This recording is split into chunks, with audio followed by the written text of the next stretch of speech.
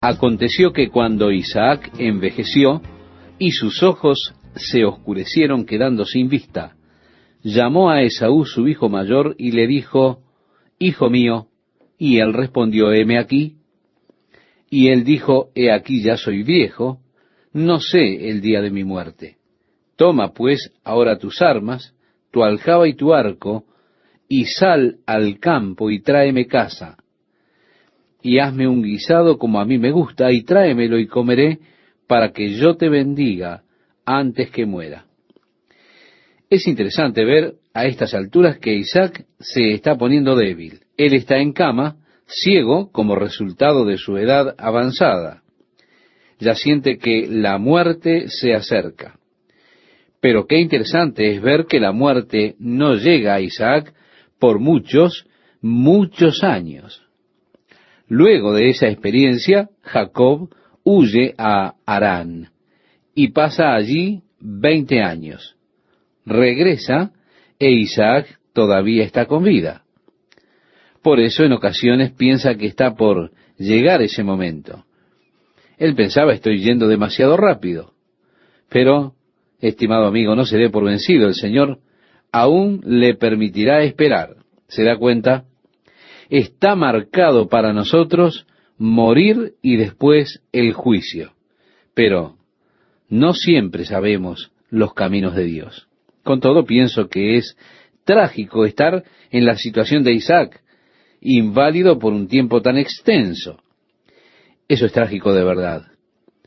Yo pienso que la muerte no es la cosa más trágica que le puede pasar a una persona que es creyente. Cuando el cuerpo no puede funcionar ya más de la manera en que Dios le diseñó, cuando ya no puede expresar más lo que siente, lo que uno es, aquí para todos los propósitos prácticos, Isaac estaba ciego, sin ayuda, teniendo que esperar. Y para el espíritu tener que aguardar en el cuerpo, eso es una cosa dura, ¿verdad? Es duro para la persona que se halla en esa situación de postración, y es una difícil situación para las personas que tienen que cuidar de ellas. ¿Por qué? ¿Porque el espíritu tarda en irse? No lo sé. Estas son cosas que están en las manos de Dios, y no está en mí la potestad de cuestionar a Dios. Pero aquí hay un hombre que Dios amó. Un hombre que fue siervo de Dios y aún así le encontramos en su cuerpo incapacitado. Y su vida continúa por muchos años, viviendo él en esta situación de semi-invalidez. Así que él está sintiendo que va a morir. Ahora llama a su hijo Esaú para que vaya, le traiga carne de venado, le prepare, le ponga condimentos y se la traiga para que la pueda comer y él pueda darle así la bendición a él. Anteriormente a Esaú no le importó nada el derecho de su nacimiento. Un hombre profano, no interesado en las cosas espirituales, no interesado en las promesas de Dios y el cumplimiento de las promesas de Él. A él le importaba poco ese derecho de nacimiento. Pero sí estaba interesado en la bendición. La bendición realmente venía con el derecho de nacimiento, al hijo mayor. Pero él había vendido ya esa posición. Él había vendido el derecho de nacimiento. No obstante, él seguía deseando la bendición de su padre. En verdad, era el propósito de Dios que Jacob recibiera el derecho de nacimiento, y fue la providencia de Dios, la elección de Dios, que Jacob recibiese la bendición de Isaac. Es interesante que antes que nacieran estos gemelos, cuando estaban luchando uno con el otro en el vientre de Rebeca, ella no se podía dar cuenta de todas las cosas que estaban aconteciendo. Ella oró y Dios dijo, hay dos naciones luchando en tu vientre, serán diferentes una de otra. Y antes de que hayan nacido, Dios dijo, el mayor servirá al menor. Esto fue declarado por Dios antes del nacimiento, que la elección de Jacob sería debida a propósitos soberanos por parte de Dios, más que por merecimiento de hombres. Dios, sabiendo de antemano sus naturalezas, su carácter, sabiendo de antemano que Esaú sería una persona profana, en otras palabras, un materialista al cual no le importaban las cosas espirituales, conociendo Dios de antemano, antes de nacer estos dos gemelos, las actitudes de sus vidas, Dios escogió a Jacob antes que a Esaú, para que sea una elección soberana y no fuera por méritos humanos. Ahora, la elección de Dios es algo difícil de entender para nosotros. Realmente es imposible pensar cómo es que lo hace Dios. No puedo entender con este conocimiento lo que es el conocimiento de antemano que tiene Dios. Simplemente no puedo, pero Dios sí. Por lo tanto, es imposible para mí el tener en mi mente, la mente de Dios. ¿Para qué? Para pensar como Él lo hace. Por tanto, está mal que nosotros juzguemos a Dios por el modo en que Él piensa, porque ni siquiera sabemos cómo es que Él lo hace. Puesto que cuando Él piensa o cuando mira una situación, lo hace sabiendo desde antes qué es lo que sucederá, nosotros no sabemos eso. Por tanto, cuando seleccionamos a alguien, no sabemos qué ocurrirá con esa elección, cuál será el resultado. Miremos el caso de alguien que viene para una entrevista laboral. Su currículum parece grandioso, tiene buena apariencia. Nosotros decimos, este es el indicado. Y luego lo compara y piensa, es maravilloso, es justamente el empleado que nosotros necesitamos. Ahora, él luego cambia y se transforma en algo horrible. Nosotros decimos, hemos hecho una mala elección. Bien, si hubiese sabido hace 6 meses qué era lo que iba a pasar 6 meses después, cuando estábamos contratándolo, nunca lo hubiéramos hecho.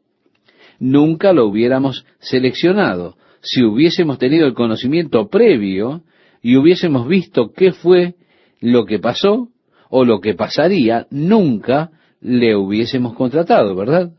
Pero nosotros no tenemos esa clase de conocimiento. Por tanto, seleccionamos y contratamos esperando lo mejor. Si usted tuviese la capacidad de prever, ¿no sería algo tonto elegir a un perdedor? Si usted tuviese esta habilidad de pensar con conocimiento previo, ¿no sería acaso una tontería elegir a alguien que sabe que va a cambiar y no va a rendir? Por supuesto que lo sería. Así que, ¿por qué culpar a Dios por el hecho de realizar esta selección si Él lo hace conforme a su preconocimiento? No puedo pensar de esta manera y realmente creo que no puedo culpar a Dios, puesto que Él puede pensar del modo que lo hace y realiza su elección por su conocimiento previo. Así que Dios sabía de antemano todo lo que concernía a Esaú y a Jacob. Y fue con ese conocimiento que indicó que el mayor serviría al menor, y que a través del menor su promesa para la nación y para el mundo sería cumplida. Jacob vino a tener conciencia de esto. Por supuesto, su madre sabía esto desde antes que él naciera, porque ella había orado a Dios diciéndole, Dios, ¿qué pasa dentro mío? Y dijo Dios, hay 2 naciones. Y añadió, la mayor servirá a la menor. Así que cuando Jacob salió en segundo lugar, ella supo que Jacob era aquel que Dios había seleccionado para bendición y para que los propósitos de Dios fueran cumplidos. Ella lo supo desde su nacimiento. Sabiendo esto, entonces fue que favoreció a Jacob. Pero Esaú, sin importarle las cosas espirituales, manifestó el verdadero carácter que tenía, su verdadera naturaleza. Esa naturaleza que Dios conocía desde el principio. Es la razón por la cual Dios rechazó a Esaú. La petición de Isaac fue, ve y trae un rico venado asado y yo te bendeciré. Tú sabes que eso me gusta comer. Qué precio barato para la bendición, ¿verdad? Solo porque este muchacho podía cazar y hacer una buena carne asada, eso era todo lo que le interesaba a Isaac. Iba a darle la bendición en base a una carne sabrosa, cuando Dios quería que fuera en base a los propósitos de Dios, los propósitos de Él para el futuro. Así fue que cuando Rebeca oyó a Isaac enviando a Esaú a buscar el venado, ella llamó a Jacob y le dijo, he aquí yo he oído a tu padre que hablaba con Esaú tu hermano diciendo, tráeme caza y hazme un guisado para que coma y te bendiga en presencia de Jehová antes que yo muera. Ve ahora al ganado y tráeme de allí 2 buenos cabritos de las cabras y haré de ellos viandas para tu padre, como a él le gusta, y tú las llevarás a tu padre y comerá para que él te bendiga. Yo quiero que note que toda esta trama engañosa vino de Rebeca, pero se la encomendó a Jacob. Y Jacob objetó diciendo, oye, hay mucha diferencia entre nosotros que somos gemelos. Hay mucha diferencia entre nosotros dos. Ellos eran hermanos mellizos más bien que gemelos. Y había mucha diferencia entre ellos. Por eso dijo Jacob, hay mucha diferencia entre nosotros. Y seguramente ha de descubrir el hecho de que no soy Esaú. No hay manera de que podamos engañarlo. No hay manera de que lo engañemos. Ella entonces dijo, déjalo por mi cuenta. Y puso la piel de un cabrito alrededor de su brazo, alrededor de su cuello, puso un poco de mugre para que oliese a tierra, así que llevó este cabrito asado que lo condimentó para que le gustase, como si fuera un venado. Él dijo, aquí, padre, tengo el venado para ti, para que lo comas y luego me bendigas. Isaac dijo, ¿cómo lo conseguiste tan rápido? A lo que Jacob respondió, bueno, el Señor estuvo conmigo y el venado simplemente se atravesó en mi camino. Tan pronto como atravesé la puerta, él estaba allí y lo tomé. Isaac dijo, ¿estás seguro de que eres tú mi hijo Esaú? Y él dijo, sí, soy Esaú. A ver, ven, acércate a mí. Y Jacob se acercó, a lo que el anciano sintió su brazo y tocó la piel que había atado alrededor de su brazo y dijo, sí, la voz es de Jacob, pero estoy seguro de que el brazo es de Esaú. Y comió el venado y bendijo a Jacob. Ahora, el asunto es, ¿fue la voluntad de Dios que Jacob recibiese la bendición? Sí. ¿Sabían Rebeca y Jacob que era la voluntad de Dios que Jacob fuese bendecido? Sí, lo sabían. Pero ellos cometieron un error que supieron lo que Dios tenía pensado, pero se esforzaron por ayudar a Dios cumpliendo ese propósito. Por tanto, decepcionaron al hacer una estrategia para ayudar a Dios a cumplir su voluntad y su propósito. ¿Por qué es que pensamos que Dios es tan dependiente de nosotros para poder cumplir sus propósitos? No es así. Dios puede cumplir sus propósitos sin nuestra ayuda. Él de todas maneras cumplirá sus propósitos. Su obra se ha de cumplir inexorablemente. Lo que Él ha dispuesto ha de suceder. Nosotros podemos ser los instrumentos a través de los cuales eso suceda si nos ponemos en las manos de Dios. Entonces Él ha de trabajar a través nuestro. Si nos negamos, con todo Dios ha de realizar su obra. Nosotros habremos perdido la recompensa, el beneficio y el gozo de ser instrumentos de Dios. Pero la obra de Dios nunca es dependiente de nosotros, de nuestro engaño, de nuestra estrategia. No tenemos que tramar o maquinar para que la obra de Dios se efectúe. Miro alrededor a la gente que está esforzándose por hacer la obra de Dios, y hay tantas personas que tienen grandes visiones de lo que pueden hacer para Dios. Lo único que necesitan es dinero, piensan. Así que han ido por toda clase de estrategias para recaudar dinero y así poder hacer la obra de Dios. Cuando lee sus cartas, lo que éstas insinúan es lo siguiente: aquí hay una obra de Dios que depende de que usted mande su contribución. Y si usted falla, la obra de Dios no ha de ser hecha. Así que le ponen esta carga a usted. Usted tiene que enviar la contribución. Y aquí está la obra de Dios y no ha de ser hecha a menos que usted responda. Bien, si es una obra verdadera de Dios, ha de ser hecha de todas formas. Si es una obra verdadera de Dios, entonces usted piensa es digno que se contribuya con ella. Pero créame, de todos modos, la obra será hecha porque Dios la hará independientemente. Él no depende de nosotros, nunca dependerá. Somos nosotros los que siempre habremos de depender de Él. Así que el error de ellos aquí fue no un error de no creer en Dios, ni el error de no creer en los propósitos de Dios. Ellos dos eran fieles, creían en Dios, creían en los propósitos de Dios. El error de ellos fue pensar que Dios no podría cumplir sus propósitos sin la ayuda de ellos. A veces decimos, sé lo que quieres hacer, Dios, pero no veo cómo vas a lograrlo sin mi ayuda. Así que me remango y hago unas confabulaciones, unas estrategias, para de esa manera ayudar a Dios a realizar su obra. Jamás. Él no necesita esta clase de ayuda.